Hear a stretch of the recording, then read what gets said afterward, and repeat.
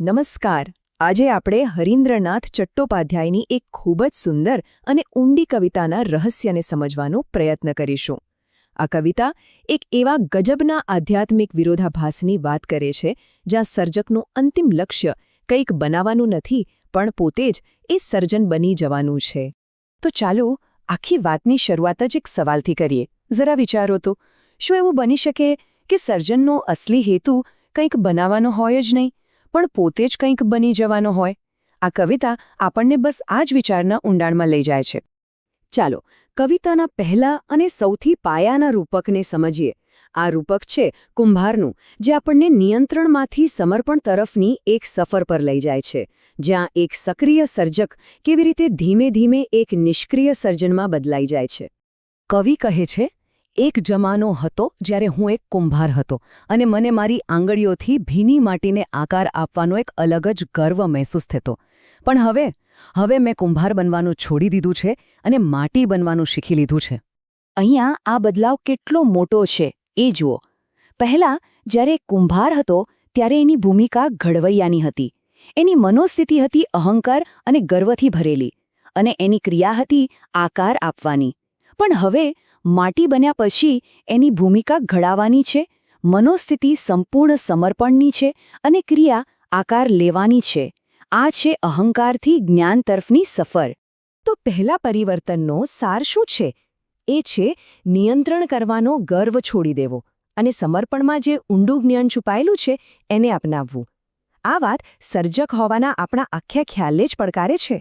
હવે આપણે આગળ વધીએ અને જોઈએ કે આ જ વિચાર કેવી રીતે હજી વધુ સૂક્ષ્મ અને ઊંડો બને છે. બીજું રૂપક છે કવિ અને ગીતનું, જે આપણને બહારના પ્રદર્શન અને અંદરના સહજ પ્રવાહ વચ્ચેનો ફરક બતાવે છે. કવિતા આગળ કહે છે, બીજા દિવસોમાં હું એક કવિ હતો, જેની કલમમાંથી અગણિત ગીતો નીકળતા, અને એનો હેતુ શું હતો? બસ લોકોના દિલ જીતવાનો. પણ હવે મેં કવિ બનવાનું છોડી દીધું છે અને પોતે જ ગીત બનવાનું શીખી લીધું છે. અહીંયા હેતુ એકદમ સ્પષ્ટ છે, બહારથી વાહવાહી મેળવવી. જરા આ સ્લાઇડ પર ધ્યાન આપીએ. જુઓ, કવિ તરીકે એની પ્રેરણા હતી પ્રશંસા અને માન્યતા. એની ક્રિયા હતી રચના કરવાની, એક ગણતરીપૂર્વકનું કામ, અને પરિણામ બહારની સફળતા. પણ જેવો એ ગીત બની જાય છે, બધું જ બદલાઈ જાય છે. હવે પ્રેરણા છે બસ અભિવ્યક્ત થવું, ક્રિયા છે સહજતાથી વહેવું, અને પરિણામ છે આંતરિક પૂર્ણતા. આ કોઈના માટે ગાવાની વાત નથી, આ પોતે જ ગીત બની જવાની વાત છે. એટલે કે બીજું પરિવર્તન આપણને બહારના દેખાડા અને પ્રદર્શનથી મુક્ત કરે છે અને એક અંદરના સહજ પ્રવાહ તરફ લઈ જાય છે. અહીંયા ભાર કરવા પર નથી, પણ હોવા પર છે. અને હવે જે રૂપક આવે છે એ તો એનાથી પણ વધારે તીવ્ર છે. આ સંઘર્ષ અને શાંતિના વિરોધાભાસ પર કેન્દ્રિત છે. આ વાત છે તલવાર બનાવનાર અને તલવાર બની જવાની. કવિ યાદ કરે છે, હું તલવારોનો ઘડવૈયો હતો.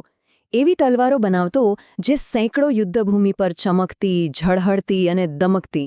પણ હવે મેં તલવાર ઘડનાર બનવાનું છોડી દીધું છે અને પોતે જ તલવાર બનતા શીખી લીધું છે. અને આ કેટલું ગહન પરિવર્તન છે એ આ સ્લાઇડ પર ખૂબ જ સરસ રીતે બતાવ્યું છે.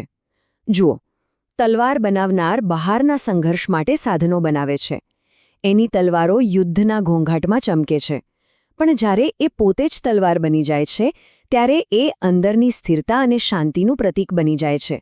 એ પ્રભુની નીરવતાથી છલોછલ છે. જે વસ્તુ સંઘર્ષનું સાધન હતી એ જ હવે શાંતિનું સ્વરૂપ બની ગઈ છે. તો ત્રીજું પરિવર્તન શું છે? એ છે બહારના સંઘર્ષના ઓજારોને બાજુ પર મૂકીને અંદરની ઊંડી શાંતિને અપનાવવી. આ દુન્યવી ક્રિયાઓથી આધ્યાત્મિક મૌન તરફની એક જોરદાર છલાંગ છે.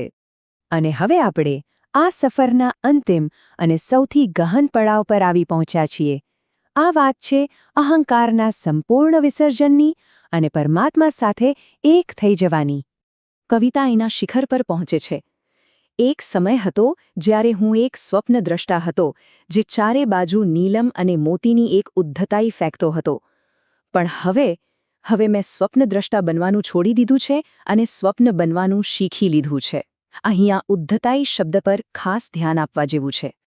અહીં ઉદ્ધતાઈનો મતલબ ખાલી તોછડાઈ નથી, ના, આ તો સર્જકના અહંકારની ચરમસીમા છે, જ્યાં એ પોતાની રચનાઓનું ગર્વભેર પ્રદર્શન કરે છે અને ભૂલથી પોતાને જ સર્જનનો સ્ત્રોત માની બેસે છે. આ હું કરું છું નો અંતિમ ઘમંડ છે. અને આ જ છે અંતિમ સમર્પણ. જો સ્વપ્નદ્રષ્ટા તરીકે એનું વલણ ઉદ્ધત હતું, ક્રિયા ફેંકવાની હતી અને એ પોતાને સ્ત્રોતથી અલગ માનતો હતો. પણ જેવો એ સ્વપ્ન બની જાય છે, એનું વલણ નમ્ર બની જાય છે, ક્રિયા ઝૂકવાની છે અને એ સ્ત્રોત સાથે એકરૂપ થઈ જાય છે. આ છે અહંકારનું સંપૂર્ણ વિસર્જન. તો આ 4 અલગ અલગ રૂપકોમાંથી આપણે શું શીખ્યા? આ આખી યાત્રાનો સાર શું છે? આખી સફર આપણને સમર્પણમાં રહેલા અપાર જ્ઞાન તરફ દોરી જાય છે.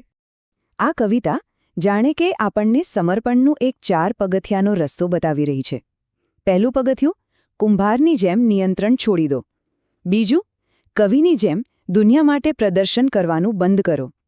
ત્રીજું, તલવારની જેમ અંદરથી શાંતિનું સ્વરૂપ બનો. અને ચોથું, સ્વપ્નદ્રષ્ટાની જેમ પોતાના હુંને ઓગાળી દો. અને આ બધાનો અર્થ એક જ છે કે સાચું અને શ્રેષ્ઠ સર્જન આપણા હાથથી બનેલી કોઈ વસ્તુ નથી, પણ આપણા પોતાના અસ્તિત્વનું સંપૂર્ણ રૂપાંતર છે. અસલી કળા બહાર નહીં, પણ અંદર ઘડાય છે. અને અંતે આ એક સવાલ આપણે સૌએ આપણી જાતને પૂછવાનો છે. જીવનમાં એવી કઈ જગ્યાઓ છે જ્યાં આપણે હજી પણ કુંભાર બનવાની જીદ પકડીને બેઠા છીએ, જ્યારે કે ખરી શીખ તો માટી બનવામાં જ રહેલી છે?